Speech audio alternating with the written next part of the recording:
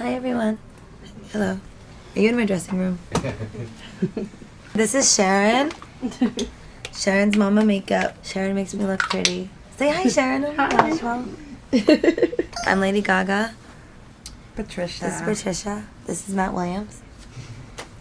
He's like, don't film me. We're actually getting me ready before my New Kids on the Block performance at the Nokia Theater, which I'm super stoked to play because it's a brand new theater.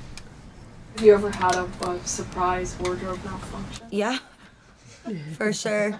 One of the dancers like completely saved me from full boob exposure the other night.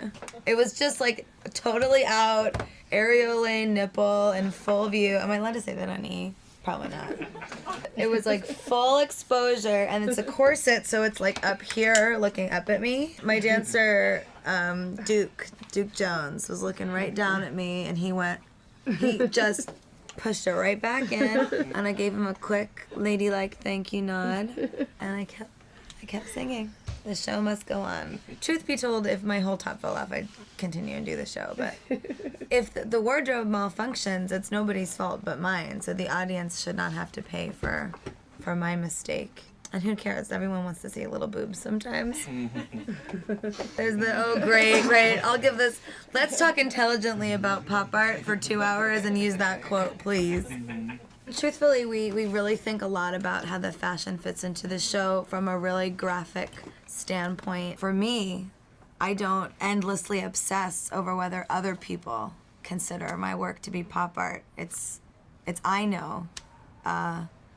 The intention of the body of my work. In the way that Andy Warhol, they say your work isn't art, and he says you're right, it isn't. The whole idea is to push the envelope and beckon questions about what makes things valid and invalid. Is it an interesting question to ask that when you apply music to something that it suddenly it becomes lowbrow just because it's pop music? You have this beautiful, brilliant aesthetic of clothing, of fashion, of screens, of imagery, and then you apply pop music and suddenly it's no longer valid. I mean, whether it is or it isn't, I think it's good that people are asking themselves that question. I think it's great that you're thinking about it too. I mean, you're not just out there to, You're not just a hair bow cookie. You're mostly just a hair bow. I'm mostly just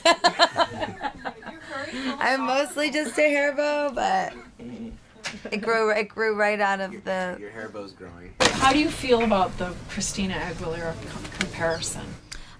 Well, it's interesting because I think that we're so different in so many ways, and I have such a tremendous amount of respect for her. I was such a big fan when I was little. It's funny because most of the comparisons people say your look is the same, but this isn't my look. This is my life. I mean, I think just based on talking to me today, you see that working with Matt, working in the house, designing all day, making all this clothing, fashion's my life. I dress like this all the time. You're not gonna ever catch me at the grocery store in flip-flops. This is my Hannah Montana lip gloss. I gotta tell you, I was in CVS in South Beach. Hannah Montana has a whole section in CVS of stuff, and I don't care what anyone says about this girl, that is amazing. I mean, she has her face on a lip gloss. It's a good lip gloss. Me and Sharon use it every day. So this basically has electronics encased in it. I'm not gonna tell you how, because I don't want you to make one. But it's very bright. It's actually so bright that I probably could blind someone with it. We had to keep it at a certain level of brightness so that I could actually use it in normal clubs. It's very bright, and I could probably blind you with it. Hope you guys had a good time with me.